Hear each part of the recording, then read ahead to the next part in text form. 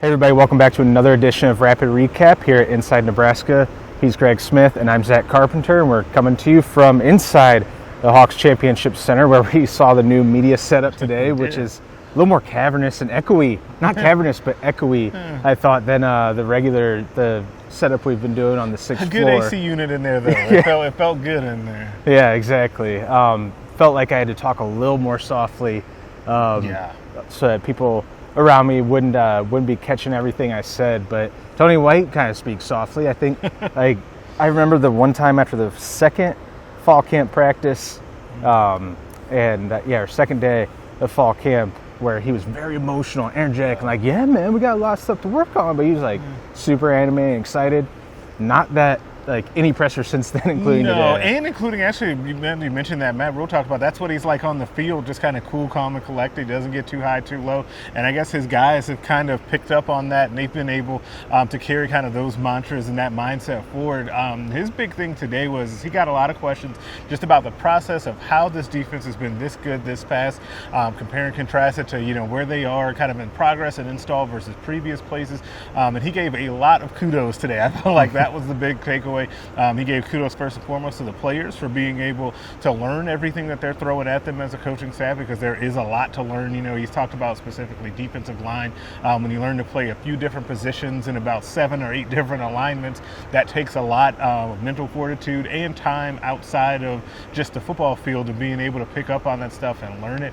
And he was very complimentary of the coaching staff, the other coaches. So Rob Dvorak, the linebackers coach, Terrence Knighton especially, those two guys got a lot of shout outs because they've got young players and guys that haven't played a lot otherwise out there making contributions. So Tony White, very complimentary today of what he's seen out of his staff and of the players that he says they go out there on the grass and put it into practice. Yeah, that's something we heard from the players yesterday. We talked to 6 guys, Mekhi Bayer, Gabe Irvin, Ben Scott, on the defense, Cam Lenhart, and Isaac Gifford. And the 3 defensive guys, there's one of them, I can't remember who the quote was. I could find it out. I think it was Gifford. I think it was Isaac Gifford who talked about sort of the calmness of the coaching staff, and how that can have an effect on them. And it's like, that stands to reason that if there's the chaos and everything going around you, like if you have a calming presence, even though you're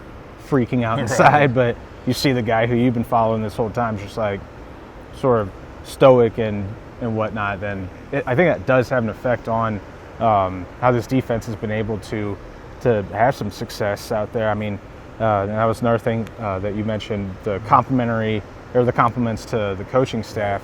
I think Terrence Knighton and Rob Dvorak, I know Knighton, like the run fits, the knowing, understanding, hand placement, a lot of stuff. Fundamental things have been really good with that defensive line. They really have. Yeah, and they've only allowed 113 total rushing yards so far this season, which is number 8 in the country, and it's been phenomenal to watch and just refreshing almost. But on the other side, it's like the opposite of what it kind of was last year. The offense last year wasn't amazing by any stretch of the imagination, but the defense was struggling last year, even when the offense had success.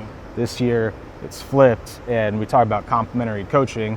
Nebraska's not really playing complimentary football right now, and Satterfield met with the media right before Tony White, talked about, I'm very frustrated after 2 games because these turnovers are really clouding a lot of the good stuff we're doing on offense and a great defense. Yeah, and I think that's 100% true.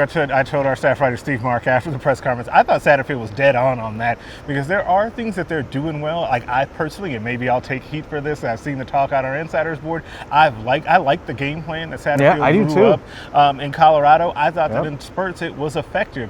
You're never going to be effective at anything if you're turning the ball over like they have been and having the penalties. I think that we can't forget the penalties as well. When we just focus on Jeff Sims and the turnovers, and I understand why, but those penalties have been backbreakers as well. But he's correct. That's clouded and kind of overshadowed everything, and it's led to a lot of frustration on that offensive side. I'm glad you said that, because Minnesota had some questions. I think there was for Satterfield's game plan. I think the critiques were fair, but in that first half against Colorado, I'm sitting there and it was Gabe Irvin run, and the 3 went for like 9, 6, and 4. Yeah, they were starting. It felt like they were. That was the moment where I'm like, okay, cool, all right, he's they're sticking to a ground control, ball control offense. Yeah. Like, they were setting the tempo and pace that they needed to against Colorado.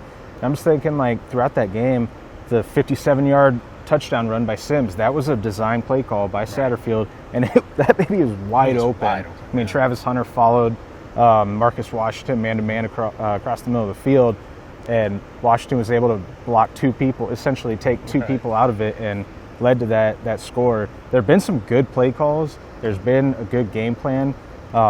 Maybe not fantastic, but still. Yeah, I still would have liked to see some more rollouts, even more design QB runs. Like, there's of course some things that you could nitpick, but I don't know. I don't think that Satterfield is the top concern at this point, at least to my eye. And neither is the offensive line that we talked about all the time last year. Yeah. I mean, they've given up 5 sacks, but the offensive line is not the story of why the offense has suffered so much and struggled. I think they're five yards a carry on the season so far. At least it doesn't feel like that. But you said something about 200 and some rushing yards against Colorado, right? Yeah, they had over 200 rushing yards against them, but it doesn't feel like that because they're not hitting big ones, right? Yep. If they had that one extra big one that could pop, it would feel a lot better. Hopefully, they get that done this weekend. If you follow bold predictions coming soon, I will have something in there on that. Yeah, that's where I pulled it from, was the rushing yards, because I'm like, wow, like.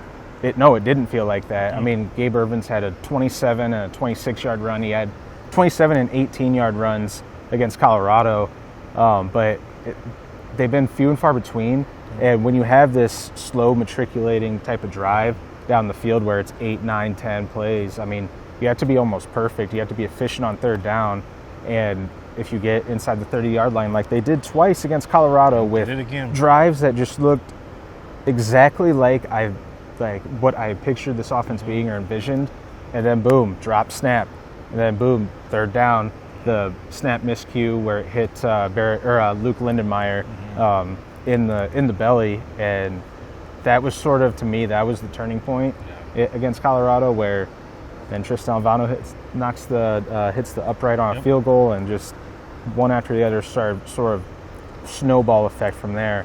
And the result now is, through 2 games, Nebraska has the 116th ranked offense in the country, out of 132 teams, and ranks 124th with just 3 offensive touchdowns compared to the defense's success, like we talked about. Yeah, leading the league, the nation in sacks, and top 10 in rushing defense overall. You would totally take that every day of the week. The offense, not so much. Got to get that turned around. Yep, and we'll see what the offense brings on Saturday night against Northern Illinois. Jeff Sims is hoping he did not practice on Tuesday. They're hoping to get him back for practice today on Wednesday, but Heinrich Harburg and Chubba Purdy still practicing and preparing as if they're going to start.